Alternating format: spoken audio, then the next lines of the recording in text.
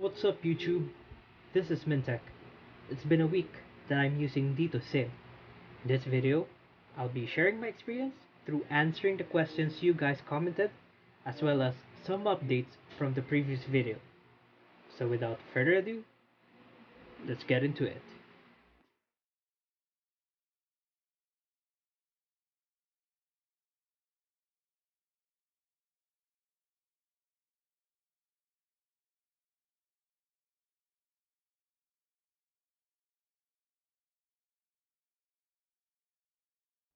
Before we get to those questions, here's a tutorial on how to configure the APN for non-compatible devices para makapag-data kayo.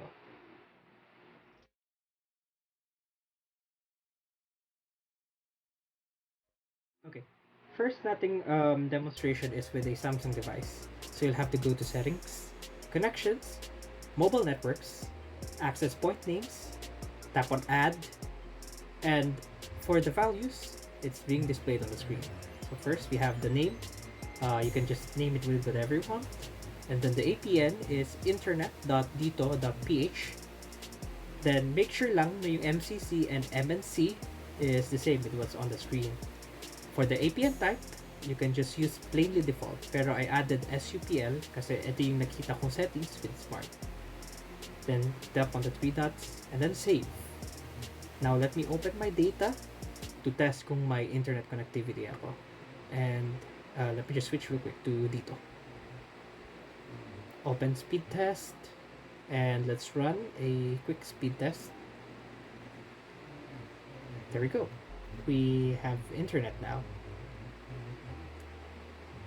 For other devices like Nexus 6P, just have to go to Network and Internet, Mobile Network, then Advanced, Access Point Names, tap on three dots, New APN. Same thing for the name, just type in Dito Internet or any information or anything you'd like to put in there. APN is internet.dito.ph, and make sure na yung MCC again and MNC are the same with what's written on the screen. Then lastly, for the APN type, kung wala siyang value, just type in default. Like kung gusto nyo, dagdagan nyo na rin ng SUPL. And let me just open up my internet, my data rather, and speed test again, just to see kung may connectivity. There we go. We have an internet. Let's proceed to iOS devices. Just have to go to Settings, Cellular, then Cellular Data Network. Same thing lang din ni Android, pero yung kaibahan lang dito is, yung take note nyo lang is yung APN. APN is internet.dito.ph pa rin, and that's what you'll be putting in the rest of the forms or rest of the information that's needed on the page or on the option pala, sorry. Okay, so make sure internet.dito.ph ang nakalagay lang as APN. Now swipe back if you want, or you can just check again the settings. Let me now open my data just to see kung my data is working. Huwag kayong mag-alala kung nakalagay lang sa network name is 51566 kasi that's the name of, that's Dito's name naman. And there we go. I do have internet connectivity.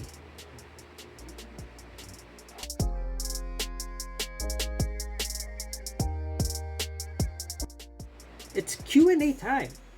But before that, let me reply to one comment. Future me, pasok. Okay, thank you. 4:56 PM and as you can see, malinis ang aking kuko. Actually, 2 days ago ko pa ito pintulan. So, pagpasensya nyo na at medyo naging madaming aking kuko nung previous video. Now for the updates. Guys, I always recommend you check your spam folder. Kasi dun napupunta yung sinesend ni Dito. And also, I've already received my other SIM. Now, let's answer some questions.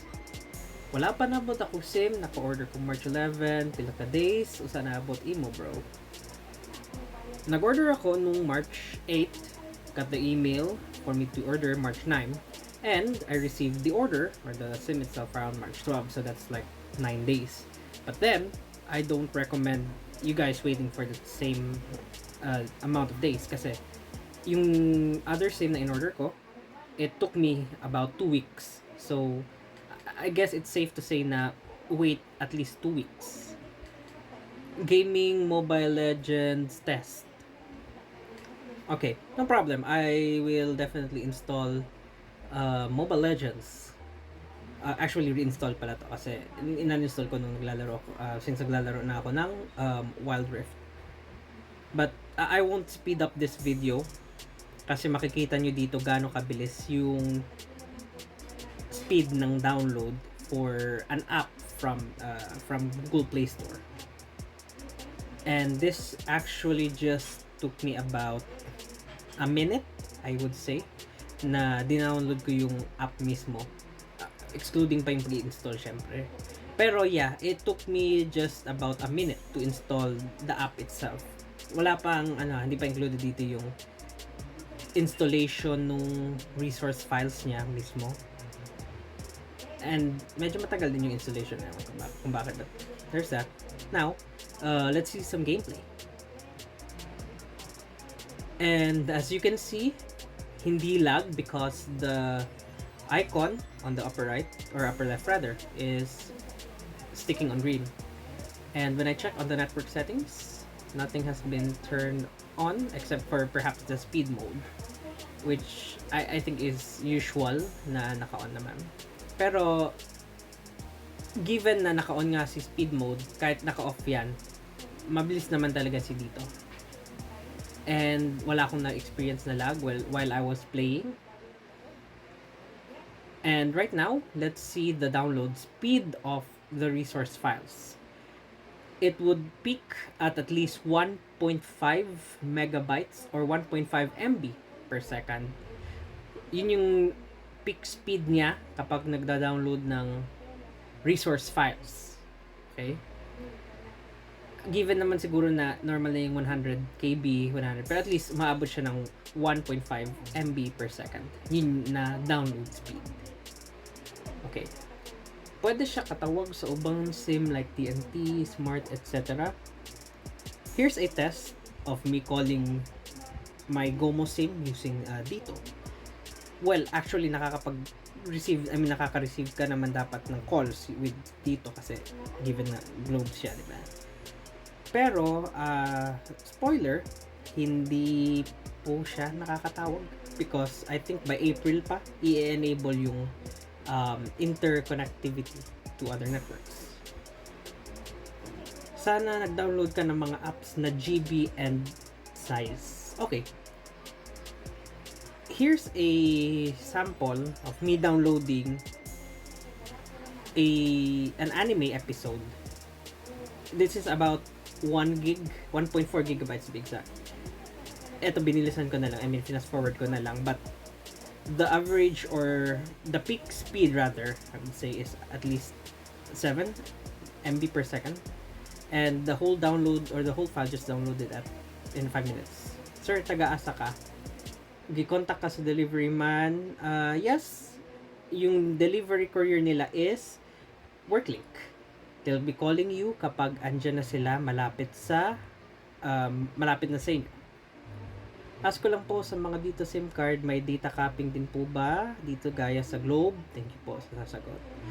Actually, for now, wala. Kasi it's unlimited and as you can see from the previous video, nakapag-download ako ng 1 gig na torrent. But we can't really say, no? Baka siguro pag marami ng users. But for now, let's enjoy na only yung internet niya. Like, no cap. Dapat ba may dito tower bago bilhin yan, Lods? Yes.